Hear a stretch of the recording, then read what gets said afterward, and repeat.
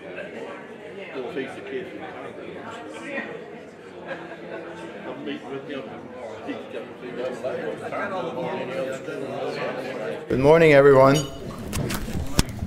My name is Dominic Knoll. I'm the CEO of the World Trade Center, and we're gonna start now with the program. As you seen in front of you, you have an agenda of today's program. It's very, very exciting with all those experts here on the table to talk about the Transatlantic Trade and Investment Partnership today.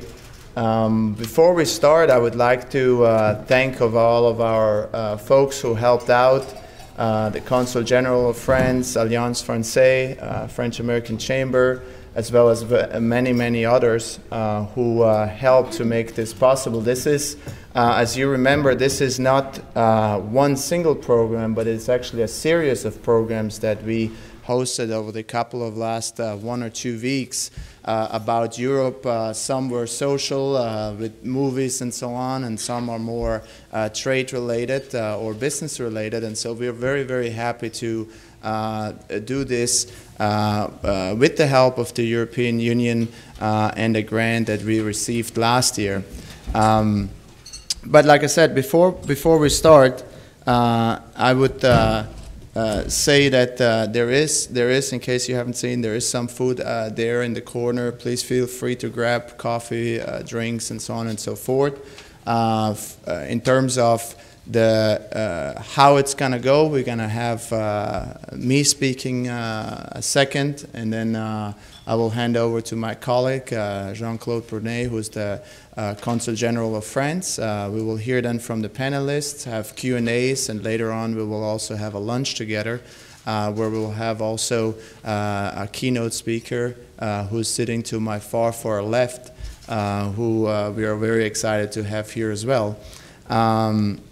And so without further ado, as you know, this agreement could be very, very big, because you have about 46% of world GDP all of a sudden in one, or trading, hopefully, you know, as comprehensive as possible with each other's big benefits on both sides, obviously.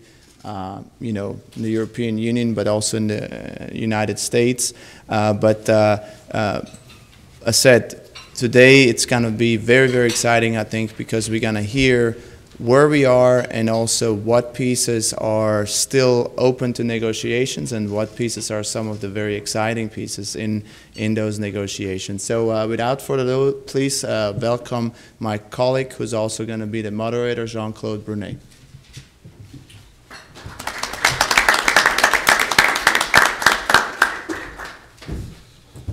Thank you, Dominique. Bonjour. Good morning to everyone. And it's really a great pleasure and honor for me as a Consul General of France and in New Orleans, and also since last year the European Union local chair in the Consular Corps, to welcome you for this second edition of Euro-American celebration here in New Orleans. And as Dominique just said, we had already this year several different kinds of activities in the cultural, social, and also some discussion among experts in the environment subject. And now we are coming to this very exciting subject of business relations and the Transatlantic Trade and Investment Partnership.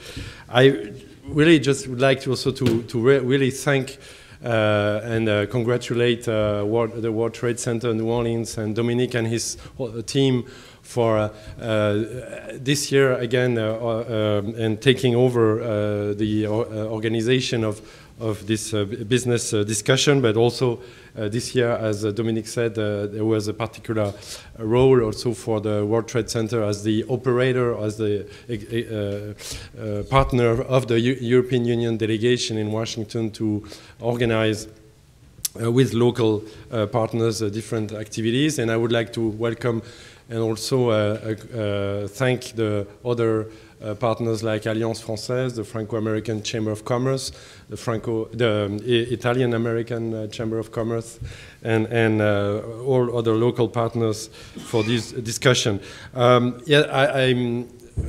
So as I said, since last year, the European Union local chair, and I would like to also welcome amongst us today my colleagues from the Consular Corps, and especially I will recognize Dean Miss Constance Wilhelms, who is the honorary consul for the Netherlands. And we are a group of actually, in the Consular Corps, 20 representatives of the 28 EU member states. So you can see 20 out of 28, that's quite a big number. And actually that shows that the EU-Louisiana relations are quite strong, and it's not a surprise because it's the history. We will have in a few years now the tricentennial of New Orleans, and we will remember in these 300 years the strong historical links, of course, at the origin with France and Spain, but then many other European Union member states. So these historical connections that are shown by also the local communities that are very active, and that's part of this celebration, Euro-American celebration in New Orleans, is really to connect all these communities that are continue to live in New Orleans and make this city an international city, and it's culturally very visible, and it's also economically very visible. And we are excited to have this discussion today to see where we are. Not only, I mean, Louisiana in the big negotiation in the Transatlantic Trade and Investment Partnership per se, but there already Louisiana has a big stake and big opportunities in trade. But also we can also highlight today the big connection that already exists, and in foreign direct investment especially, because I would just recall that the 4 biggest foreign direct investors in Louisiana are 4 countries from the European Union.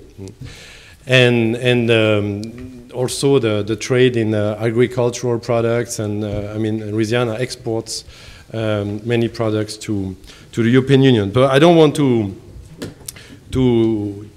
go much more in depth, because that we have our experts and specialists who will do it today, and we hope for also very lively exchange and question and answer session later on. But I would really like to again thank all the partners and the World Trade Center especially, and the panelists who have come today for this opportunity to highlight and underline the special opportunities between Louisiana and the European Union countries and the European Union in the economic sector.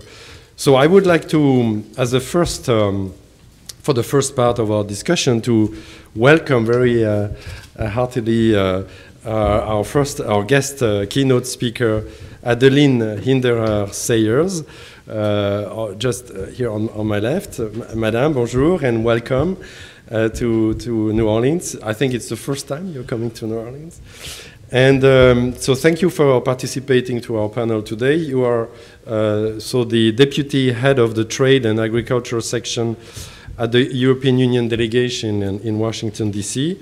Your responsibilities include coordination with EU member states, the TTIP, and the Transatlantic Economic Council, aircraft, raw materials in the TTIP, and Asian and Japanese regions. Also, you cover all the trade issues. So that's and you have before your assignment to Washington, have an extensive experience. Although you look quite young, but extensive experience in the European Commission in trade issues before. So, Ms. Hinderer-Sayers, welcome, and I suggest we start the discussion. I give you the floor. Thank you.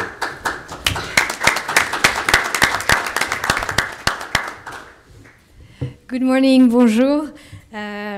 And first, thanks to the World Trade Center and its partners for putting this event together, for inviting me. Thank you very much, Consul Brunet. He was very kind in advance of me coming here to give me a bit of a brief on Louisiana's economy and trade, so that was very useful. Yeah, very excited to be with you today. It's my first time in Louisiana. It's also my birthday, so I'm celebrating my birthday with you today. Yeah, we are in, I would say, a moment of very intense transatlantic economic agenda. You may have seen President Obama was in Brussels recently, end of March, for the EU-US summit. He is again in Europe as we speak, having consultations with leaders from Poland, from France, from the UK, from Belgium. I mean, obviously discussing the situation in Ukraine, but also a range of economic issues. So this is a busy time. The Transatlantic Trade and Investment Partnership, or TTIP as we call it, is an exciting opportunity. You may struggle with the acronym, but you would not be the only ones. We are getting a lot of complaints from both sides of the Atlantic about the name TTIP and how complicated it is. We are getting complaints from the Hill also about, so we may try to improve that in the coming months. But so what I'll try to do today is give you a sense of where we are, how we got there, some of the key issues we are discussing, and obviously you have a lot of experts who know the situation here better and can go more into the details on whether it's energy, agriculture, and others.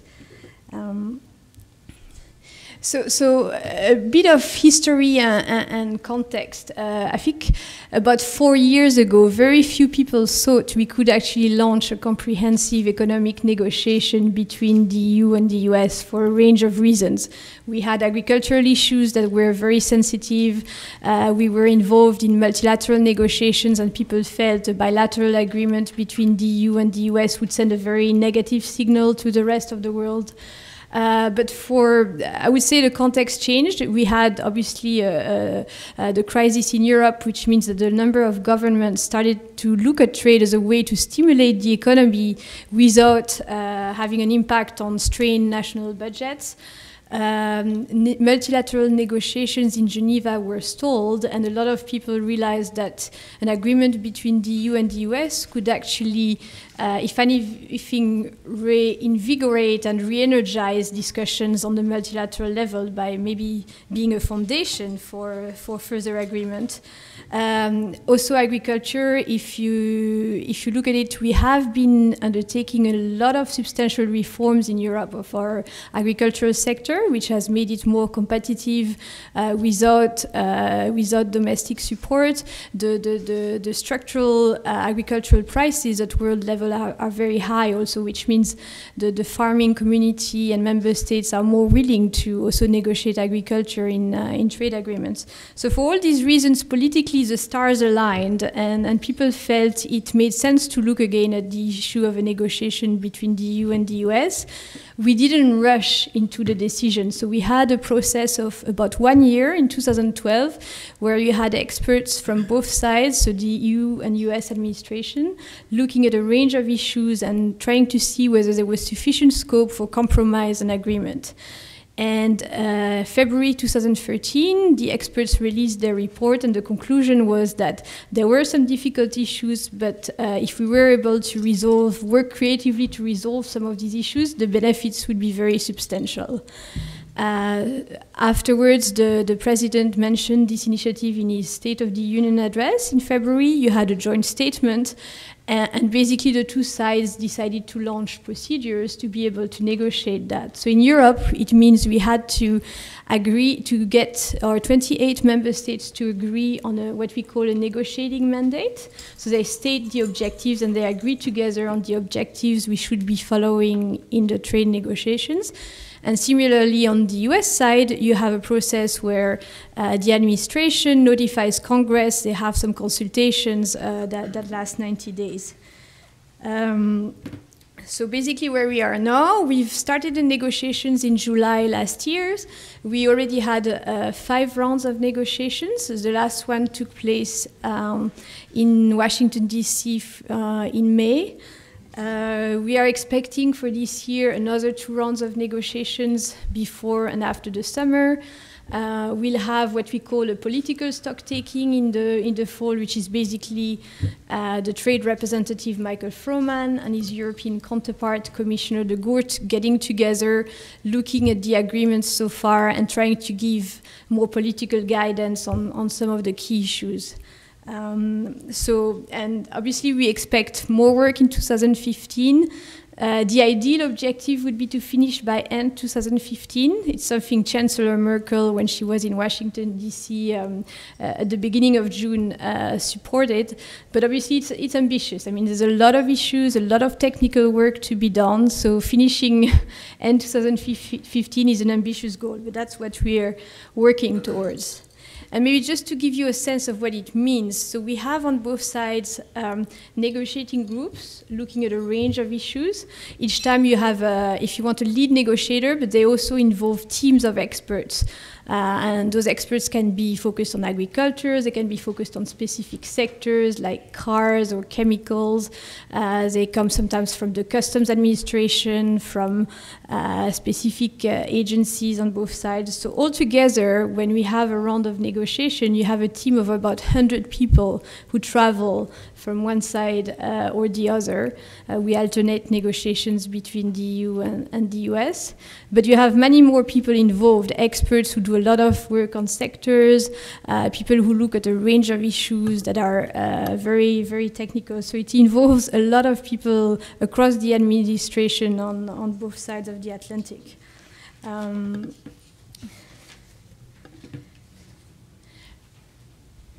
So just to give you a sense of what we are trying to do with this agreement, it's fair to say that it's really the most ambitious negotiation both sides have launched so far. It's the first time you have 2 very large economic blocs negotiating with each other. We are in Europe finalizing a negotiation with Canada, but obviously the magnitude of the agreement is much smaller. It's also really what we call a comprehensive agreement that includes a very large range of issues from agriculture to intellectual property. And the way it is structured is really looking at 3 pillars. One that is about market access, one that is about regulatory issues, and a third one that looks at rules and systemic issues. I'll try to explain a bit more. It can get a bit complicated, but so talking about market access, if you look on the right-hand side, typically the issues we are discussing are tariffs, industrial goods and agricultural goods. And I think here the agreement is that we will be able to reduce to 0 most of the tariffs on both industrial and agricultural goods, except for some of the most sensitive products where we'll have to find other solutions. But I would say for any exporter, you can foresee a very substantial reduction over time, maybe sometimes immediately, sometimes over 3 years or 7 years after implementation, but a very substantial reduction of tariffs. And tariffs are quite low between the EU and the US, but for companies that have substantial exports or imports, it will make a very big difference in their balance sheet. The other part of the market access component is public procurement.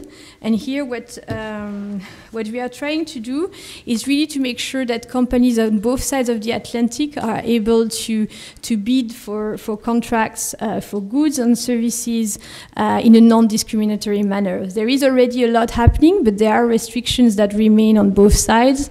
And we think that because the rules are very similar on both sides, we have very strict safety, environmental, social rules, very similar levels of protection. We think it makes sense to remove the restrictions that are in place right now. A lot of it is about federal level rules. There are also some things at state level that could make it easier for companies on both sides to bid. And here the idea is that if you have more bidders, you'll have also better prices, more choices, and we think it would be beneficial for public spending also. So we're looking at this issue. Investment and services is an area that is already very open between the EU and the US, but there's always scope to make further progress and to boost investment further.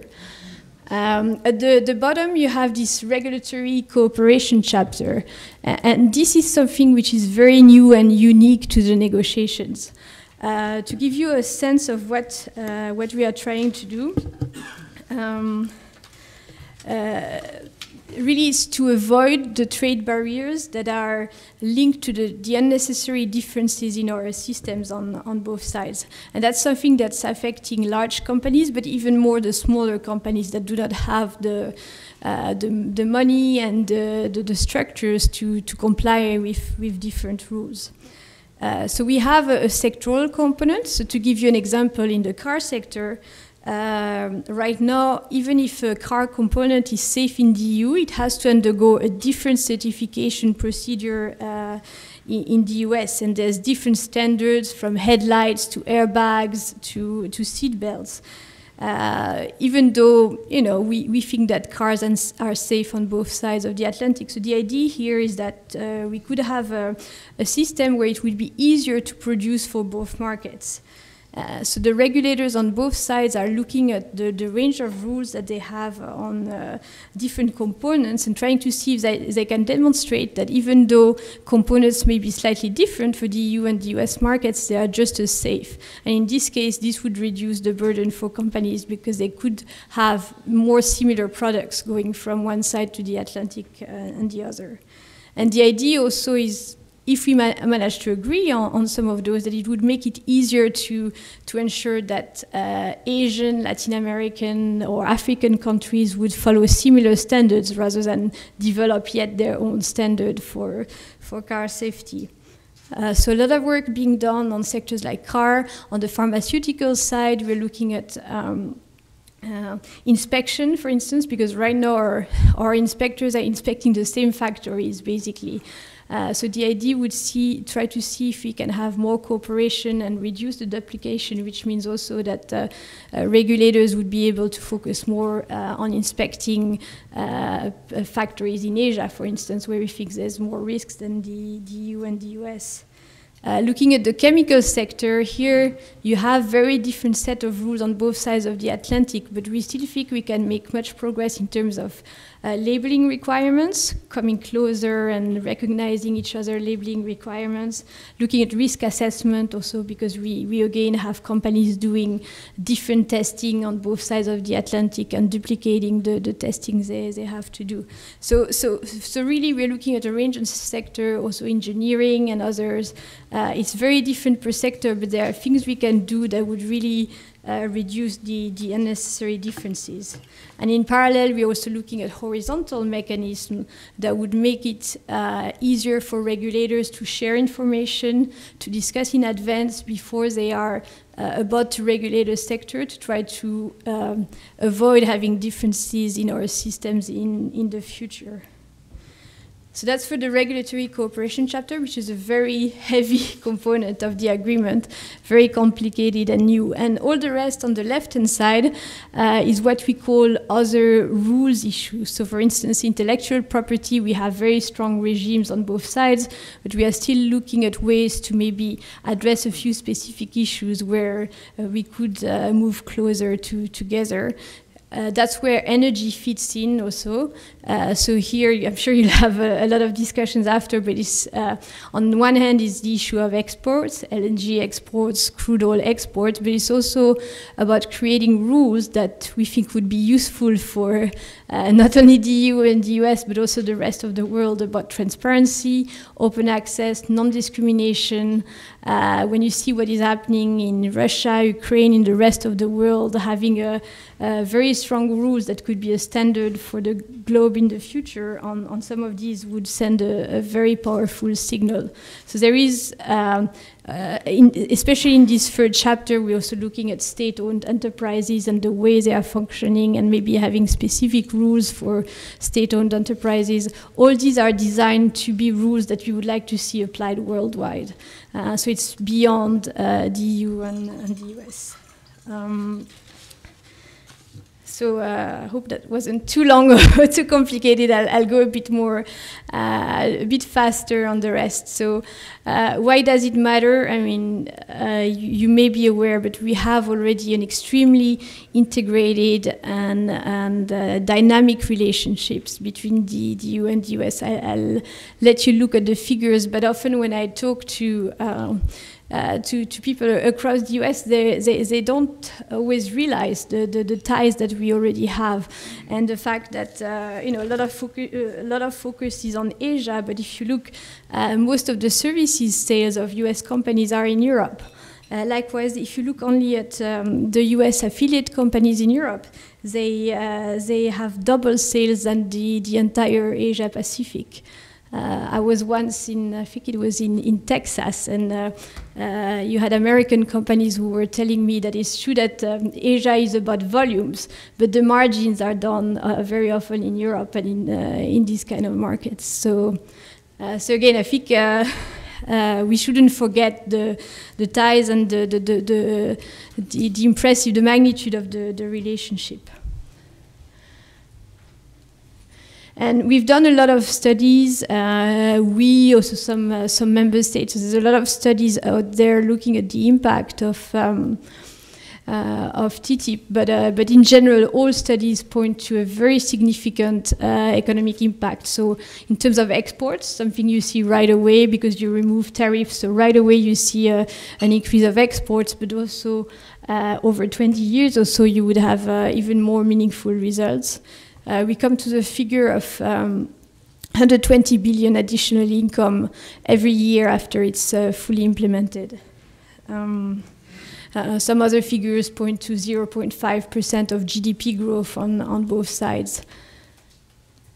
So really, a lot of the gains we think would be on the regulatory side, because it would substantially reduce costs and barriers.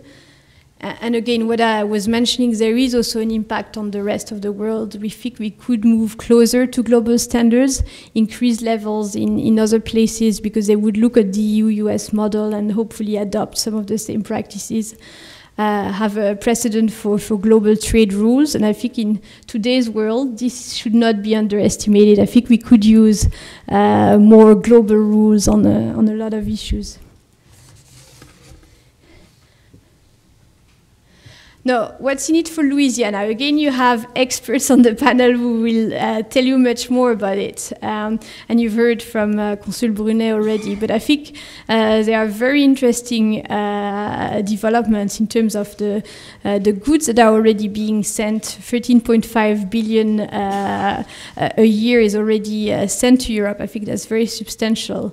Only the chemical sector, some of the growth that has been witnessed over the past year is very impressive. And in our estimates, if you look at chemicals, for instance, the potential to boost further export, because we're looking at reduction of tariffs and also what I was explaining on regulatory convergence, is very significant. So we have some estimates about 34% of additional export possible. Looking at other manufacturing sectors, again, some very impressive figures of what it would mean in terms of additional exports. We talked a little bit about agricultural food, processed food, grains, crops. Again, all those would be boosted significantly. The energy sector would stand to benefit. Certainly, I think you could foresee additional investment on both sides. And then there's a lot of things that are a bit more technical that we don't speak too much about, but we're also looking at facilitating customs processes. So the logistics companies would have hopefully an easier time at the border. We would have simplified procedures, and we're trying to cut the times for process. So all that is very meaningful for companies that trade back and forth between the EU and the US. So I think that's it. I hope you're still awake. There's a lot of information on the European Commission website. So please do not hesitate to look there. I think those negotiations, there is much more interest in the public sector than what we've ever seen for any negotiation. So there's also an effort from our side to be more transparent, to explain better what we are doing. So there's a lot of, on this website you can find a lot of position papers on a range of issues, data. I mean, we're really trying to explain what this is about. And if you are Twitter aficionados, we have a very active team that is tweeting specifically about TTIP, so you can follow all the details of the negotiations and what we are doing. So thank you very much, and obviously if there are questions, I'm very happy to answer them. Thank you. Merci.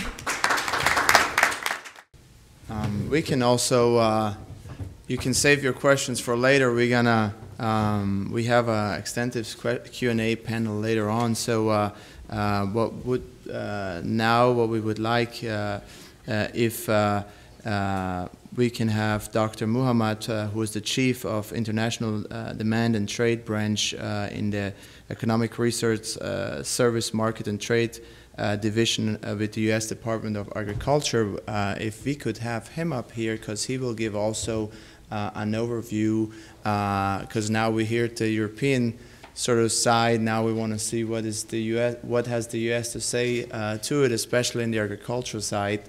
And as you know, there's gonna be very much some differences also to overcome. We were just talking earlier about it, and there is, for example, as you all know, the Parmigiano, the cheese when you go to Rouse's, but Italy, for example, they want to make sure that that is a trademarked area location that only Reggiano in Reggio Emilia in Italy can call the Parmigiano Parmigiano, and so now the question is, how do we call it? More of those quite interesting, funny pieces, as well as also the serious ones, we would love to hear now from Dr. Muhammad. Please welcome me with me.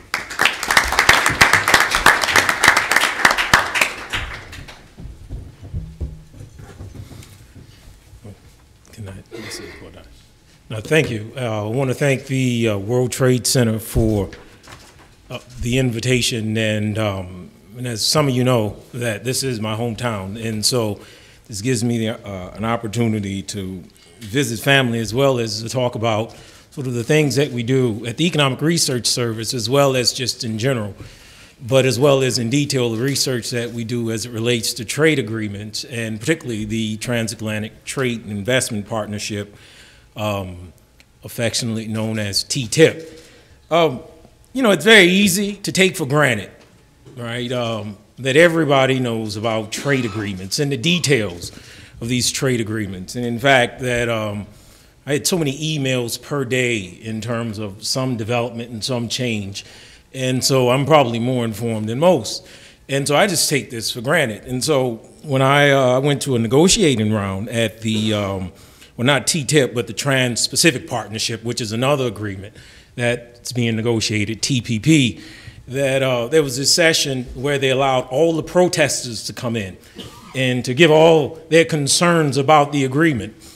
And I really thought I was about to hear something about concerns. And their big complaint was, you all haven't given us enough information for us to effectively complain about this agreement. And so it's at that moment I realized that, man, for a lot of things that seem to be common knowledge in Washington, it's quite secretive as you go to other parts of the United States. And even that particular round was actually in Leesburg, Virginia, and people actually in the area considered it quite secretive. Let me just say a few things about ERS and as it relates to trade agreement research, and then I want to say I'll wrap up and with some information about agriculture in the TPP and implications for agricultural trade between the United States and the European Union. And so for those of you just unfamiliar with the Economic Research Service, we're the primary research agency for the U.S. Department of Agriculture. So we have about 200 economists and 100 support staff, and we provide both research and information support to the Secretary of Agriculture, the Chief Economist of USDA, as well as undersecretaries for various divisions of USDA. And one of the main areas that we work on is the impacts of trade agreements on U.S. agriculture. And that's pretty much a staple for us, that every time the U.S. negotiates an agreement or in the process of negotiating an agreement, we put together these projects to say, here's the impacts. And these reports are usually made available to the public. Now, unfortunately, at times, that negotiators tend not to think in the same way as researchers. And so, as research economists, we're often happy with the fact that we make numbers available for the public to know, but negotiators tend to see sort of exact numbers as sticking points to effectively come into some conclusion. Because the last thing they would want is for some European member state to say, even your own USDA has said this is going to be the case. All right, and so, so just going forward in terms of trade between, agricultural trade between the United States and the EU. And something that's quite interesting is that for quite some time we've had an agricultural trade deficit with the European Union. And particularly so agricultural trade here in this case not only includes, say, agricultural products, but it also includes food products and what we call that in USDA, particularly the Foreign Ag Service, what they call related agricultural products, and that's going to include fisheries, seafood, ethanol, biodiesel, and other products. And so this is the agricultural trade between the two regions in the year 2013, and you could see the deficit is about $9 billion. All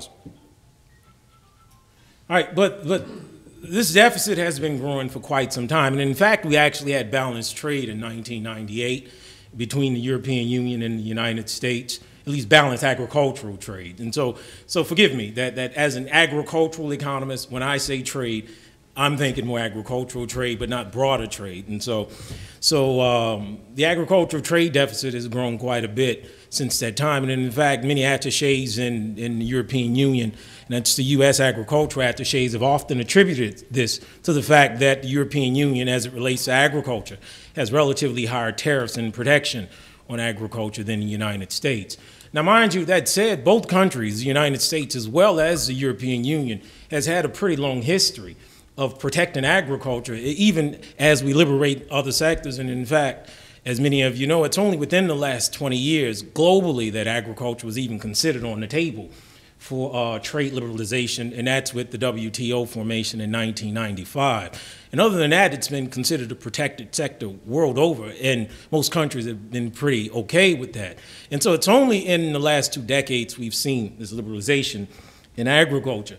And so I put this slide up just to show you how much the deficit has grown in terms of agricultural trade between the European Union and the United States. And then, well, the question is, well, what's driving this deficit between the EU and the United States? And so we could break this down in some broad categories, and I'm going to say a little bit more about sort of detailed agricultural products and individual food products. But for the most part, the biggest deficit is in these consumer-oriented food products.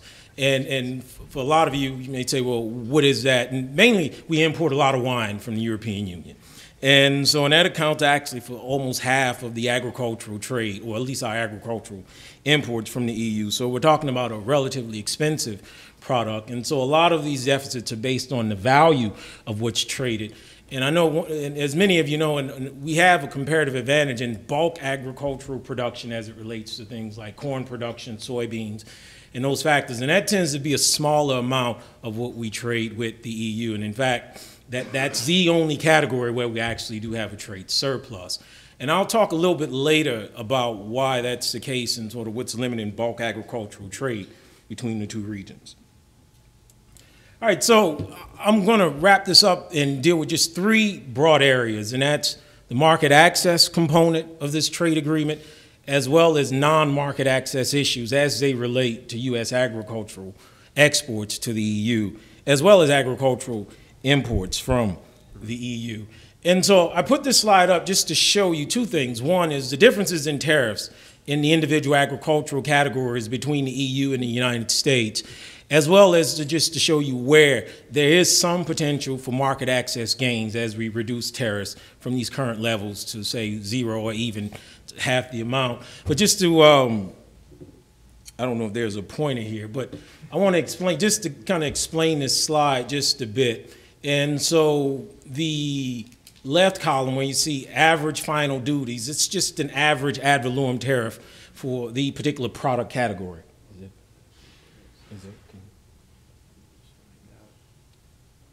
Here we go. Okay, which one was it? Okay. All right, so just, there we go, all right. And so these are the average tariffs for the individual product categories, and I've defined these broad product groups. And then within these categories, you do have individual tariff lines for individual HS codes, so individual products. And so this represents sort of the percentage of the products within that category that are actually duty-free, 0 tariffs. All right, and so what you can see is, one, overall that tariffs tend to be higher in some of the similar categories. And then you see, for the most part, a smaller percentage in some of the categories to where, so what percentage of products within this category are actually traded duty-free, right? And so, like say for coffee and tea, for instance, our average duty is about 3.2% on what we import. And of all the individual coffee and tea products within that category, well over about half of them come in the country duty-free. And then, for example, with the European Union, that their tariff on coffee is 6.2%, and around 27% of individual products within that category into the EU duty-free. And so you could see, say, for instance, say something like cotton, where the EU doesn't impose any restrictions on cotton, and 100% of all products within that category into the EU duty-free. Right. And so the main point here is just to say that even though the Transatlantic and Trade and Investment Partnership, it's not really about market access, but there are some market access opportunities for agricultural trade between the two regions. All right, and so here's a quote from the Secretary of Agriculture, where he makes a point that quite a few people have made, and that is, with this agreement, it's more than just market access. Right? If you compare, say, the Transatlantic Trade and Investment Partnership, TTIP, with the Trans-Pacific Partnership, you find that the Trans-Pacific Partnership is about market access, that we're talking about countries with relatively high tariffs, in particularly quite a few agricultural categories. Let's take, like, for instance, Canada and dairy products may have tariffs as high as 300 or 400% for certain dairy categories, and as well as high tariffs in Japan. So that particular agreement, market access, is everything and a big part of what we're looking for in terms of agriculture. However, with this agreement, it's more about the regulations and the standards between the two countries where we don't necessarily agree, but as a result, these standards and regulations have impacts on what we're able to export and trade. And so what I'll do is highlight some of the big ones, right? And some of you have seen a lot of this in the press. There are practices that we engage in when we produce beef products as well as agricultural production in terms of grains that are not necessarily prohibited here, but prohibited in the European Union. And then there's some practices that we are even thinking about sort of at least in some way, at least restricting to a certain degree. And you think about things like antibiotics in animal production, for example, is something that we have even have come to some terms about, that it could be harmful to human health. But the point is this, that we have these production practices, and there's no agreement in the sense that our science, in terms of, for example, let's say hormones in beef production, that as far as at least when you think about American meat producers as well as just those who represent U.S. interests in trade, that they've effectively argued that there's no scientific evidence, right, that hormones in beef production is harmful to human health, while at the same time the European Union is arguing they have evidence to the contrary, right? And so you end up with this case where two countries can't agree in terms of the safety and the policy and the regulations to have fluent trade.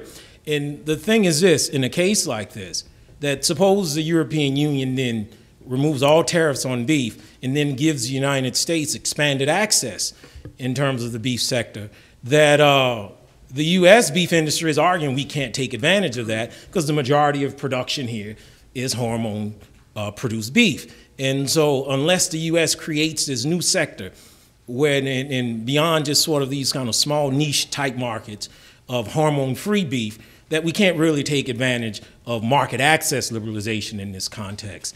And so that's one of the issues. You also see issues with GMOs. And now the European Union doesn't completely ban genetic modified organisms in crop production. And here we're talking about genetics and seeds and genetics. And so we like genetically produced corn, genetically produced soybeans.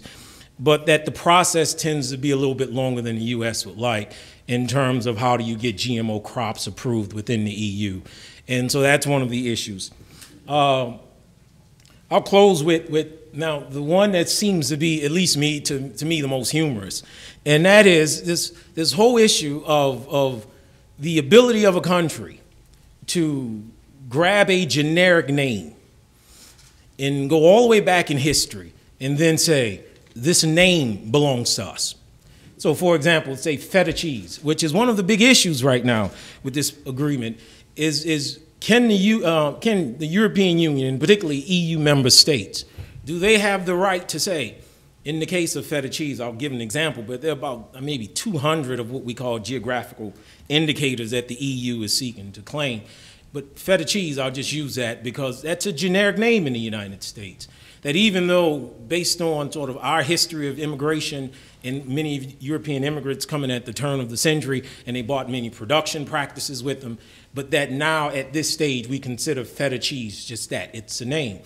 But the flip side is that a European member state then can claim that no, the origins of this name itself and the origins of the way this is produced belongs to this particular member state. So hence, we propose that no other state, no other country can ever use this name. You can produce the product, but you can't use the name. Now you can imagine the problem that will cause, say, in the United States, where we've long since established a thing like feta cheese to be a generic name.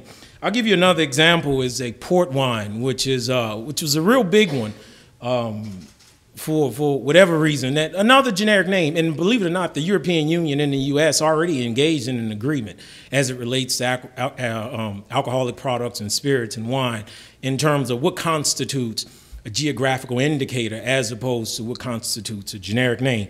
So for example, we all know champagne has its roots in France, but in the United States, champagne is considered a generic name. And it raises the question, does France have the right now to reclaim that name and force all other countries around the world to then rename the product something else? And while that sounds strange, in this recent agreement between the European Union and Canada, that as some of you may know, that Portugal is reclaiming the name port wine.